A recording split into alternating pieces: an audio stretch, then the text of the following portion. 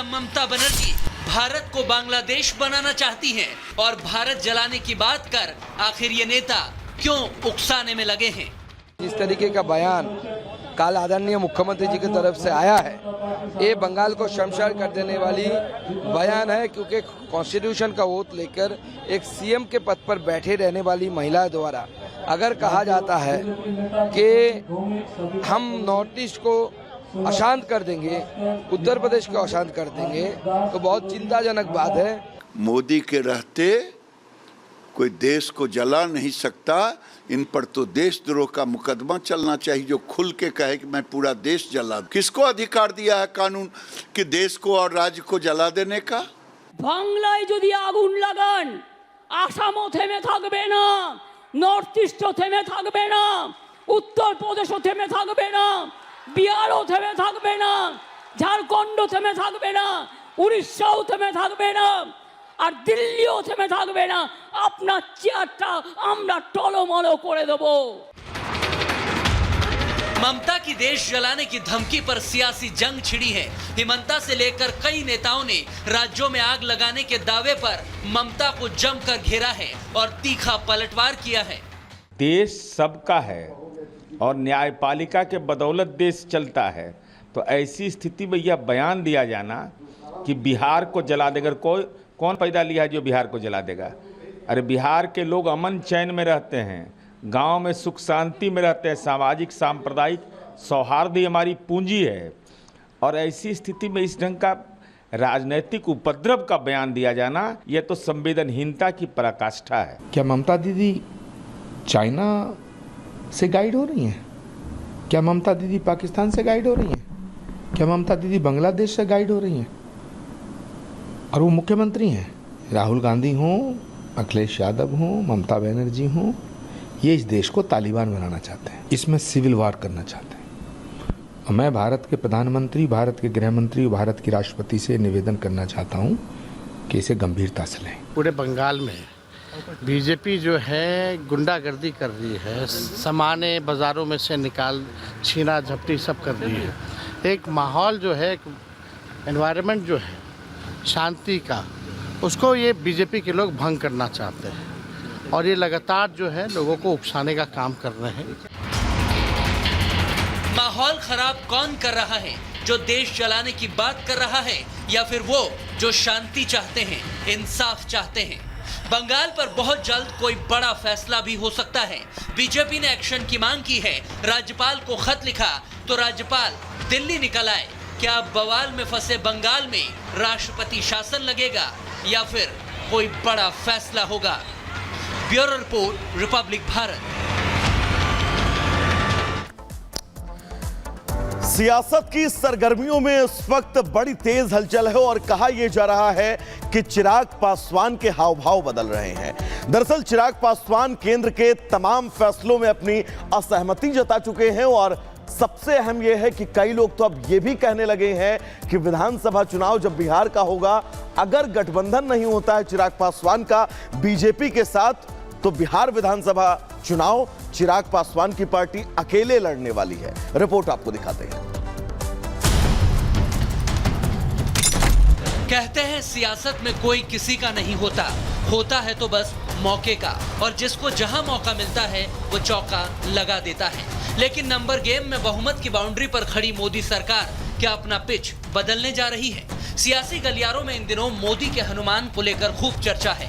जी हाँ, आप सही समझ रहे हैं। चिराग पासवान, जिनको लेकर कहा जा रहा है कि बीजेपी और उनकी राहें जुदा हो सकती हैं। मोदी ने जिस चिराग को मंत्री बनाया, अब उनकी आउटगोइंग की बातें होने लगी है। लेकिन क्यों? संकेत क्या है? आगे आपको बताएंगे। पहले समझ लीजिए कि चिराग और सरकार में दूरियां किन मुद्दों को लेकर सामने आई। जब चिराग ने केंद्र में मंत्री रहते हुए भी लेटरल एंट्री के फैसले पर आपत्ति जताई, चिराग पासवान विपक्ष की जाति जनगणना की मांग का एक तरह से समर्थन और इसे जरूरी बता चुके हैं। उन्होंने SC/ST में क्रीमी लेयर को लेकर सुप्रीम कोर्ट के दिए फैसले पर भी विरोध जताया। वहीं उन्होंने वक्फ बोर्ड बिल जो मोदी सरकार लेकर आई उसका भी खुलकर समर्थन नहीं किया। तो वहीं यूनिफॉर्म सिविल कोड के पक्ष में भी चिराग पासवान नजर नहीं आते हैं। उत्तर प्रदेश में योगी सरकार ने जब दुकानों के आगे नेम प्लेट लगाने का फैसला किया तो चिराग ने इसका भी विरोध किया। पिछले करीब 3 महीनों में कई ऐसे मौके आए हैं जब चिराग अपनी ही सरकार से अलग रुख अपनाए हुए हैं। मैं 21वीं सदी का पढ़ा लिखा युवा हूं और मेरी लड़ाई ही जातीयता और सांप्रदायिकता के खिलाफ है। जातीयता और सांप्रदायिकता ने ही सबसे ज़्यादा मेरे राज्य बिहार का नुकसान किया है। जो ये ऑब्जर्वेशन सुप्रीम कोर्ट के द्वारा आई उस पर हम लोगों की भी असहमति है और इस असहमति को प्रमुखता से हम लोगों ने दर्ज किया है। हम लोग इस बात को लेकर स्पष्ट है कि अनुसूचित जाति का आधार अनटचेबिलिटी है। इसका कोई शैक्षणिक आधार नहीं है, इसका कोई आर्थिक आधार नहीं है। केंद्र में मंत्री चिराग पासवान और बीजेपी के बीच अनबन की अटकलों के पीछे की वजह को उजागर करने का दावा किया है आरजेडी के विधायक मुकेश रोशन ने, जिन्होंने दावा किया कि एलजेपी रामविलास के 3 सांसद बीजेपी के संपर्क में हैं, यानी चिराग की पार्टी तोड़ने के लिए ऑपरेशन लोटस की ओर इशारा किया जा रहा है। बीजेपी क्या चिराग को चलता कर सकती है? इसके संकेत ऐसे भी समझिए कि चिराग के चाचा पशुपति पारस ने अमित शाह से हाल ही में मुलाकात की है। उधर चिराग ने झारखंड और जम्मू कश्मीर में बीजेपी से अलग चुनाव लड़ने का मैसेज दे दिया है। कश्मीर की अपनी पार्टी के नेताओं से तो चिराग ने दिल्ली में मुलाकात की है।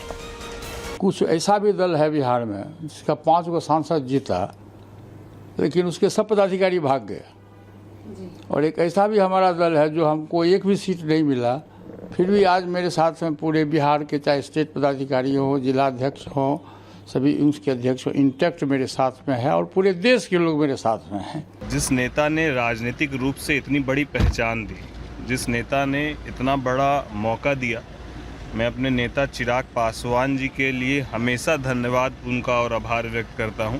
राजनीति लंबी नहीं हो लेकिन जितने दिन की राजनीति हो वो ईमानदारी से जिसके साथ हो वो हो, तो मेरी ईमानदारी मेरे नेता के प्रति सदैव रहेगी, चाहे राजनीति फिर आगे नहीं करनी हो वो मंजूर है। चिराग पासवान जी 2 दिन पहले उन्होंने अपना बयान एक बड़े चैनल को उन्होंने दिया है और जिस पर कहा है कि मैं मोदी जी के साथ हूं और जब तक मैं हूं मोदी जी के साथ हूं। अपना स्टैंड अपने ढंग से हो सकता है।